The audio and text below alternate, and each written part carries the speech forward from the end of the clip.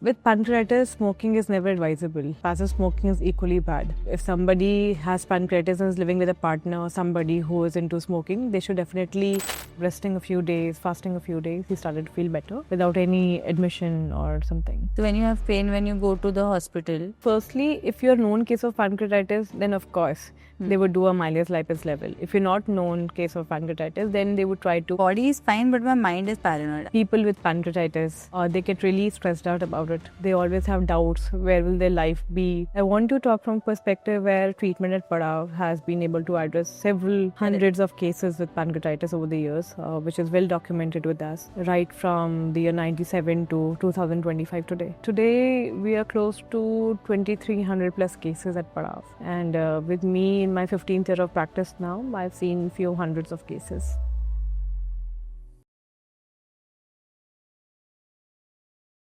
I just wanted to share with you that the series of Reddit comments and questions have been getting a lot of good response, and we have seen that a lot of people have shared their queries, like people from our Padav community have shared their queries in the YouTube comments. Today, we have our Reddit questions, and let's start the episode with some of the questions that we have.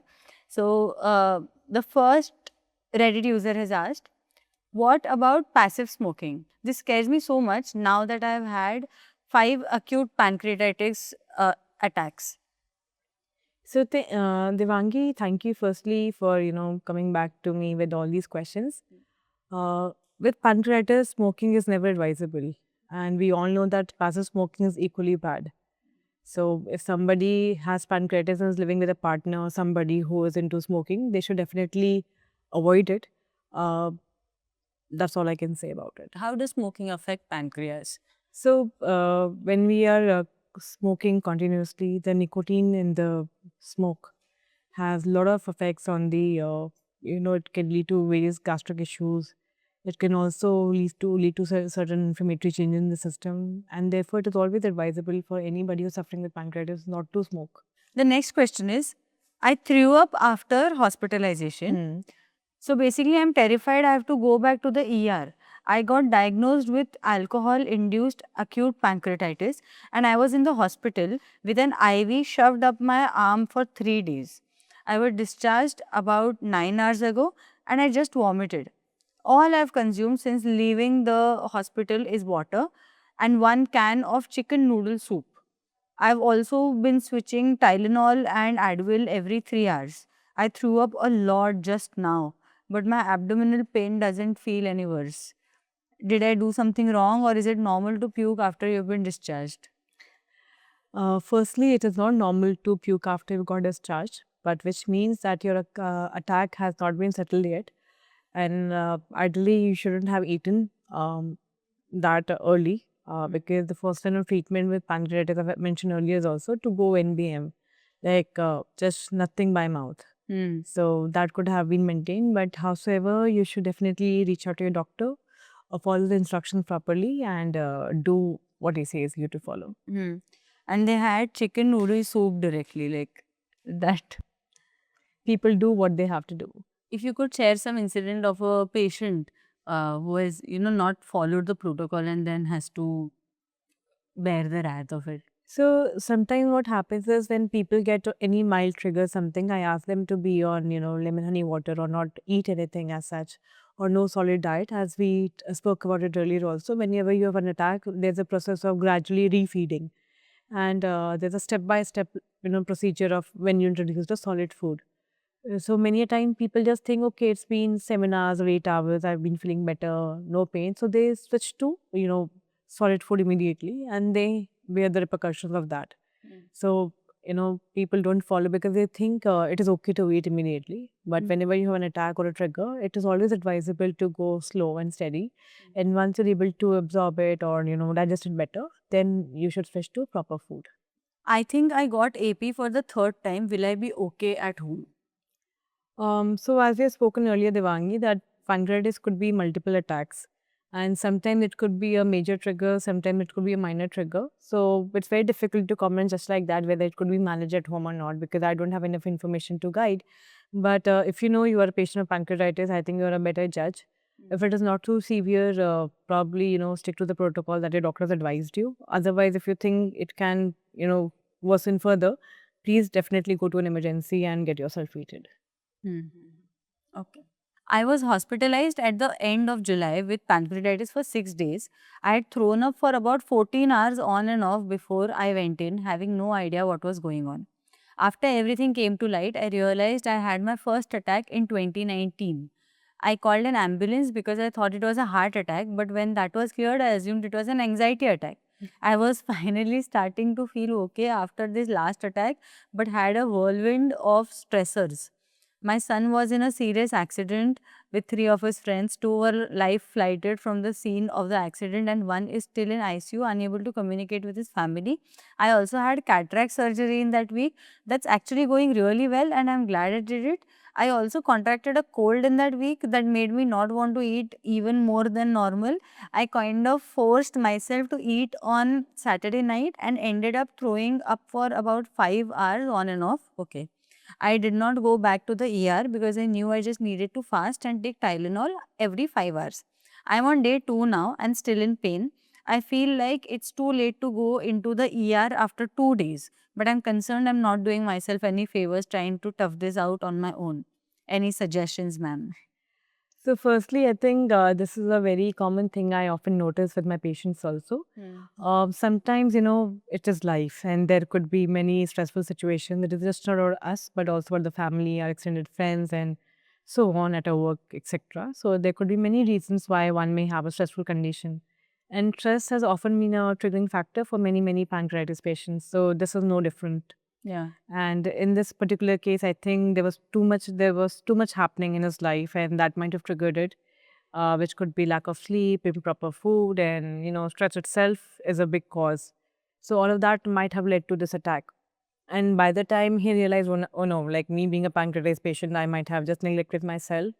And by the time I think he's writing this comment altogether, he's already feeling better. So now I think he should have exactly fasted, not eaten anything, and probably, taken rest. He had already taken the medication, but there's nothing much to do as of now. But yes, if it doesn't settle, he should definitely still go to doctor, get his blood test done, and further get it managed better. I think the takeaway from this question would be stress is always a triggering factor, whether it is in your personal life, professional life, or something otherwise. It could always lead to an attack or a flare up, which is quite common. I've seen it often in my patients many a times. And mostly the patients are also stressed about their condition, and that gives them more anxiety and paranoia. So of lately, just to give an example, so one of my patient, he was doing quite well, and his father got a cardiac arrest. So there were 2 3 nights he was continuously in the hospital, and he kept on telling me, "I'm not able to sleep. I'm getting very anxious," and all of that. And by the time his father was getting discharged, he got a trigger. So, but we could go connect the dots, and resting a few days, fasting a few days, he started to feel better without any admission or something. Yeah. Okay. Peaceful mind, like keeping yourself at peace is Yeah. the way. Okay. Very long question. So it goes like my body is fine, but my mind is paranoid. I think we've I discussed. think I would know that, like, many a times people with pancreatitis, I think they get really stressed out about it. They are always living in fear. They always have doubts. Where will their life be? How it will be? Will they ever lead a normal life or not? For instance, today only I got a consultation call, and 24-year-old from Malda in West Bengal. And the moment he started to speak, he was just crying. Oh. And I was like, what happened? So he's like, I got biliary pancreatitis. And it was a very mild attack. I was like, you don't probably need any treatment as of now. You've been managed well. Sometimes first attack is self-limiting. You won't need anything as such. But like, no, I used to smoke. I used to party every day. I used to drink every day. I was out roaming around. For a 24-year-old, it was like my all life will change. What will happen? What will not happen? I'm just stressed. I've not slept for 8 nights. I'm very anxious. So I asked him, like, what do you do? Are you a student? No, I'm doing my family business, but I don't want to work now. This is not the kind of life I want. My pain was very less, but on internet is so much. I don't know. So he was continuously just crying, and he was absolutely hopeless. And the last thing I could say him, just, just calm down, have some water, sleep for a day, relax, and we can just connect again. Because he was in a position where he was not ready to listen. For him, him realizing that he got pancreatitis once, he was already in a shock. So not to talk about the disease, but sometimes the impact on anyone's mental health could be immense because they don't know why it had happened to them. Correct. So yeah, obviously in his case it was his habits maybe, but yeah, to talk about the mental burden it has immense mental burden. Yeah, I think solving anything, the first stage of it would be acceptance. Like, Correct. So I think that is why I gave him enough time to probably understand what it is. And looking at his case, because there was nothing much to do. Though he mentioned he had biliary pancreatitis, but doctors also ruled out there's nothing to be worried about. There was no slash, no stone, nothing. They did mention to him that you need to take care and, probably stop all these things, any abuse, like whether it is smoking, alcohol, and whatsoever. And I think he couldn't accept that as well. Achha, he doesn't want to let go of the Yeah. He's like, I want to just be where I was before the attack. So that was his problem. He's like, I don't care the disease. I just want to live that same life again. Okay. Yeah. The same life that got him to this stage. He said, everybody is doing it. Why did I get it? And how do you beat that? You must have faced so many as a stubborn patient, right? I think it's not about the stubbornness in the patient. It is about, people being able to express themselves, what they go through when they are diagnosed with a disease like that at a very early age. So I think there's too much to process. Yeah. And sometimes, how this boy also mentioned that I've never heard this disease before. I don't know why it happened. I don't even know what pancreas is. So, the one idea why we started to talk about it and create more awareness was to educate people and talk about it. Yeah. So that there could be some real stories out, some real problems out, and maybe people can relate with it. But is there any story or any hope that you can give to someone like this boy from Malda? See, more than hope, I would talk about the kind of patients we have seen, the kind of Yes. evidences we have created. And I don't want to talk from a perspective of a faith healer or something like that. I want to talk from a perspective where treatment at Padav has been able to address several hundreds of cases with pancreatitis over the years, which is well documented with us, right from the year 97 to 2025 today. So it's a long span that we have been addressing various forms of pancreatitis. Yes. And there's a lot of learning we have got through all these cases over the time. And yeah, more than any hope, this is what we have been doing. It's a structured observation-based treatment protocol, Correct. and which has been repeatedly helping a lot of people over the time. Approximately how many patients have we treated by now? Today we are close to 2,300 plus cases at Padav. And with me in my 15th year of practice now, I've seen few hundreds of cases, maybe 1,000 plus now, but yeah, it's been a journey. We'll talk about that. That will be a dedicated episode altogether. Okay. So the next question is, how soon should I get a blood test after a flare-up? So I'll just explain the question. I've had unexplained GI pain, upper right and mid left and out the back for a couple of years. I've had ultrasounds of my kidneys and liver. All have come back normal, though it was noted in the liver scan that the tail of the pancreas could not be seen. I saw a GP on Wednesday as I've had a couple of weeks of pain and they suggested pancreatitis as a possibility. They have given me a blood test form and advised me to have the test done the next time I get a flare up, as doing the test afterwards isn't useful. The problem is I can't get same day bloods. They have to be booked online in advance. While this has lasted on and off for a couple of weeks, it could be gone tomorrow. So my question is, does anyone know what my window would be between having pain and getting the test done? I checked today to see what the wait is like, and currently it's about 10 days. So I think, especially in India, I think we are lucky that way that usually, sample collection is not that difficult task. Okay, right. Mostly in all cities, and only when I see people who come from villages or somewhere where amylase lipase is not that accessible. They have to go a few kilometers, or the sample is taken and it's taken to the city. In those cases, sometimes the report comes out after 2 days. But usually, amylase lipase, the moment you have pain and you're a pancreatitis patient, you should give your sample after a while when you feel the pain is there, and you would get the fair results out. So if you get the test done after a week when the pain is settled, you wouldn't find anything, logical there. So it would be absolutely futile then. So ideally, how So many days? basically, when you have pain, that is when you give the sample. Okay. Yeah. Okay.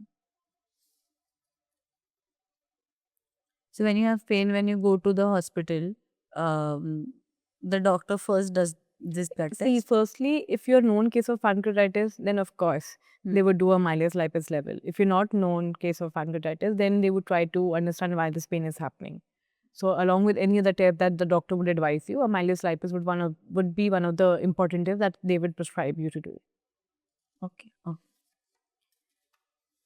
Okay. Our last question for this episode: chronic pancreatitis or bad acid reflux, or both? So February of this year, I had my first bout with pancreatitis.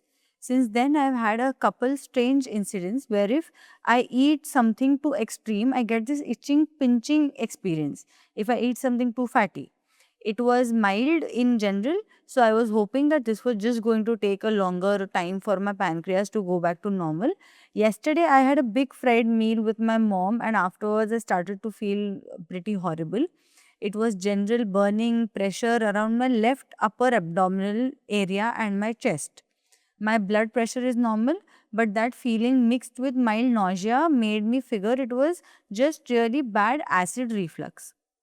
Today, however, the feeling has moved to my pancreas and I'm experiencing that itch or pinching feeling only a bit worse than normal. On top of it, the burning and acid reflux type feeling remains the same. Has anyone ever experienced anything like this? Can chronic pancreatitis manifest in that acid reflux type symptom? So it is not very uncommon, Devangi. I think many patients have a similar complaint. So GERD, or the reflux disease, is not a very. I think it's not very uncommon these days. We all have the crazy eating habit, processed food, poor sleep cycle, and everything, which is a contributing factor for GERD, and sometimes H. pylori. There's so many reasons for GERD today, and many of cases with pancreatitis would also have this. So many cases that come to me would also have antral gastritis or something, inflammatory condition. So it goes quite hand in hand in many cases. So this guy is not an exception, but it's quite common in many cases. So when you have GRD along with the pancreatitis, so the line of treatment is a little different, but it is addressable. And the patient is supposed to take more care with their food habits, the medicines on time, and sleep, etc. So yeah. So for acid reflux, like normally people have this, I mean, like